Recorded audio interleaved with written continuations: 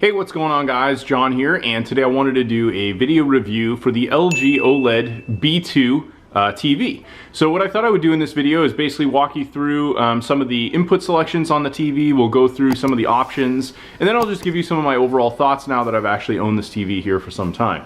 Now, in this particular case, I've actually owned several LG OLEDs, various in size. I have a 65-inch, a 49-inch, and then this is actually a 55-inch. This is the B2 model, so again, very impressive alongside the other LG OLEDs that I've owned. I'll pretty much start with the actual inputs on the back, and then we'll kind of get into some of the settings and options. What I ended up doing in this particular case is mounting this TV up here on the wall. We have a pretty sturdy mount here, and one thing to keep in mind is when you do get a mount for this TV, in some cases some mounts can actually have bars that extend across the back. So if you do that with this particular OLED model, you could end up running into a situation where you block some of the rear ports. So that's the first thing I want to mention while we're back here.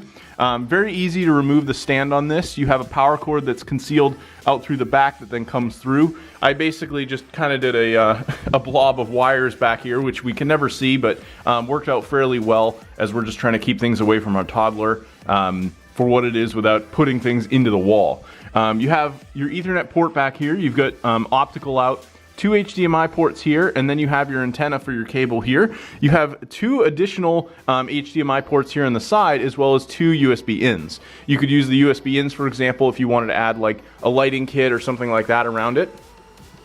The top portion of the OLED is extremely thin, as you can see, and then it basically gets a little bit thicker as to about an inch, inch and a half coming down through the remainder of the base.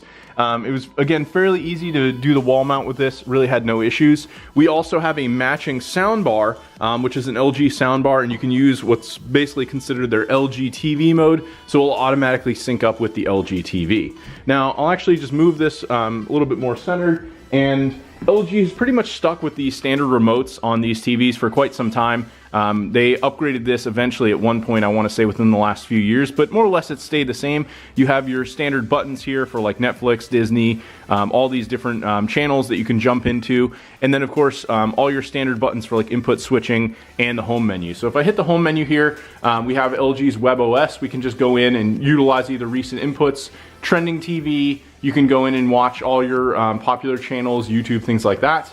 And you also have the ability to change any of these settings if you're going to be playing games, things like that. I actually have a Nintendo Switch here and an NVIDIA Shield. I'll actually stream from the Shield to a computer that, believe it or not, is outside in my garage.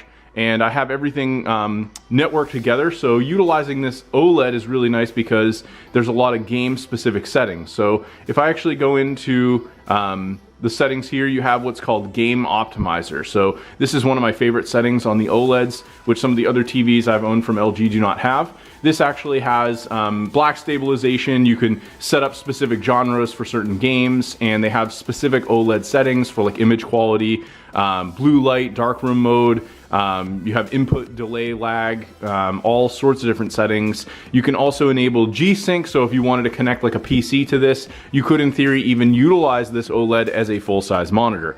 I actually tried that with my 49-inch, pretty much almost like a standard monitor, and I don't recommend it because you're gonna have those headaches after a while. But overall, if you're gonna be doing console games, things like that, or maybe you have like a VR PC, this is gonna be a really good bet. Of course, beyond that, you have many other settings that you can set up. Pretty much everything from picture modes to synchronizing Bluetooth devices. You have your multi-view settings, OLED care specific to the OLED, and then you also have all your networking settings. So overall, there's a lot that you can configure, and I've been very, very happy with the picture. These OLEDs are amazing for watching movies, TV shows, gaming, and just anything else that you're going to be utilizing the TV for. Again, very, very happy with this particular line of TVs. I think if you're looking for something like this, definitely would be worth checking out. Anyway, thanks for checking out my video review, and I hope you guys found it helpful.